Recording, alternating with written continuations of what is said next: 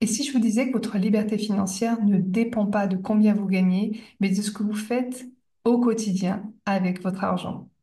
On sait qu'en fait, ce ne sont pas les grandes décisions qui vont impacter nos finances, mais ce sont au contraire des petites habitudes qu'on répète jour après jour. Des gestes simples, efficaces, bien choisis, mais suffisamment impactants, qui feront toute la différence et qui nous mèneront de cet état d'incertitude vers cet état d'abondance et de sérénité financière.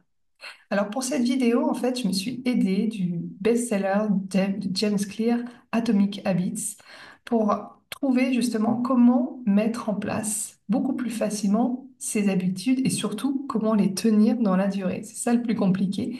Et je l'ai décliné justement sur la partie finance. Oui, parce qu'on ne va pas se voiler la face, hein. Au niveau des finances en général, c'est quelque chose assez ennuyeux. Et donc l'idée, là, c'est vraiment de mettre en place de trouver en tout cas la parade pour que ce soit beaucoup plus facile, chouette à faire, en fait, à suivre et de pouvoir voilà, le faire le plus régulièrement possible. Encore une fois, tenir dans cette régularité pour voir justement cette expansion ensuite au niveau de notre patrimoine financier. Alors, James Clear nous a partagé 4 astuces pour faciliter justement la mise en place et le maintien de ces habitudes. Le premier critère, ça va être rendre cette habitude satisfaisante. C'est-à-dire que cette habitude, pour la rendre satisfaisante, on va associer, on va l'associer à une récompense immédiate. Exemple, après une tâche ménagère, comme tenir à jour en fait votre tableau de budget, qu'est-ce que vous pouvez faire juste après? Peut-être que c'est prendre votre chai latte que vous préférez, ou peut-être que c'est pour regarder un épisode de votre série préférée, peut-être que c'est prendre l'air tout simplement. En tout cas, c'est l'idée, c'est de se récompenser. Autre chose aussi qui fonctionne bien, que j'ai moi-même aussi beaucoup testé, c'est la partie de suivre ses progrès à travers aussi pareil un tableau que vous mettez à jour et de voir petit à petit l'évolution de votre patrimoine. Alors évidemment, ça va être beaucoup plus satisfaisant en voyant l'évolution positive de votre patrimoine, mais en tout cas, quelle que soit l'évolution de votre patrimoine, rien que le fait de tenir à jour ce tableau fera que ça vous montrera justement ce degré d'engagement que vous avez, cette implication, cette régularité à continuer à le faire, en fait, à vous engager, à maintenir ces actions-là. Le deuxième critère que je vais vous partager, c'est de rendre cette habitude attirante. Là, on va associer cette habitude à quelque chose qui va être d'une récompense d'ordre émotionnel. Ça va être de relier votre habitude financière à un objectif inspirant. Par exemple, quelque chose qui soit vraiment tangible, un concret. Je pense notamment à un voyage qui va être peut-être dans 5 ans ou 10 ans. Et ça sera dans telle destination. Et peut-être que ça sera avec vos enfants. En tout cas, relier cette habitude avec quelque chose, avec un objectif qui soit vraiment le plus spécifique, concret, tangible possible. La deuxième chose aussi que j'aimerais vous partager, c'est que pour rendre cette habitude attirante, on peut aussi s'associer à d'autres personnes, rejoindre par exemple des communautés, par exemple des communautés de parents, entrepreneurs et investisseurs. Des personnes en tout cas qui sont suffisamment inspirées pour vous partager leurs usages, leurs pratiques, des personnes en tout cas qui ont les mêmes valeurs et objectifs financiers que vous. Donc ça, c'est déjà un critère que moi-même, j'ai beaucoup, beaucoup expérimenté aussi et vécu. Le troisième critère que j'ai envie de vous partager, ça va être de rendre cette habitude facile.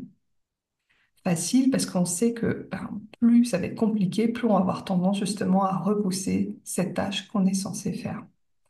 Comment rendre facile une habitude qu'on a tendance justement à remettre à plus tard? Eh bien, ça va être par exemple en automatisant au maximum le processus, comme par exemple configurer un virement automatique vers un compte d'épargne, vers un placement financier. Ça peut être commencer aussi petit, commencer par des petites sommes plutôt que vous mettre déjà un enjeu énorme avec un gros montant. Et ça peut être aussi vous aider d'outils qui vous facilitent la tâche. Maintenant, on a la chance en fait d'avoir énormément d'outils, notamment liés à l'intelligence artificielle, qui vous permettent de mettre à jour automatiquement votre budget. C'est un exemple parmi tant d'autres.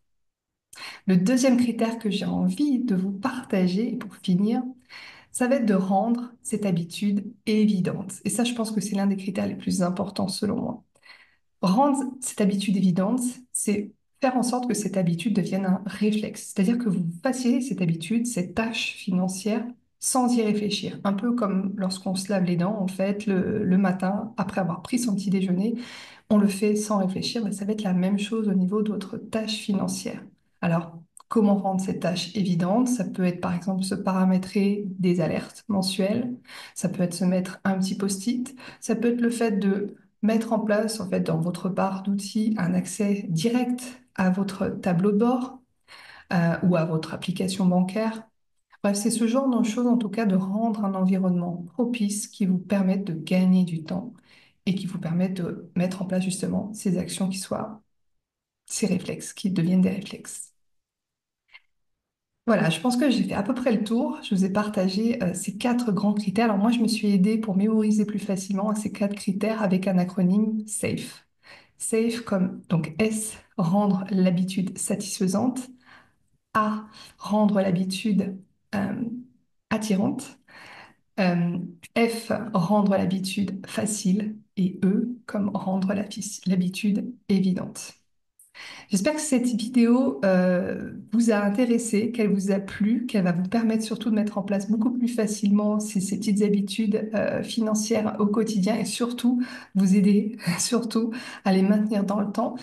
J'ai essayé aussi de vous illustrer tout ce concept de James Clear avec des exemples précis au niveau des finances. Si vous-même, vous avez d'autres idées, en fait, d'autres exemples, d'autres retours d'expérience au niveau de vos investissements, au niveau de la tenue de vos comptes notamment, avec grand plaisir, voilà, partagez-le peut-être en commentaire là, sous cette vidéo. J'aurai grand plaisir à vous lire et puis je pense que ça peut aussi aider d'autres personnes. N'oubliez pas aussi de vous abonner à cette chaîne si vous ne l'avez pas déjà fait pour recevoir aussi d'autres conseils pratiques et partagez-les peut-être aussi à d'autres personnes dans votre entourage qui en auront besoin aussi de découvrir tout ce que je partage au niveau des finances. À très vite.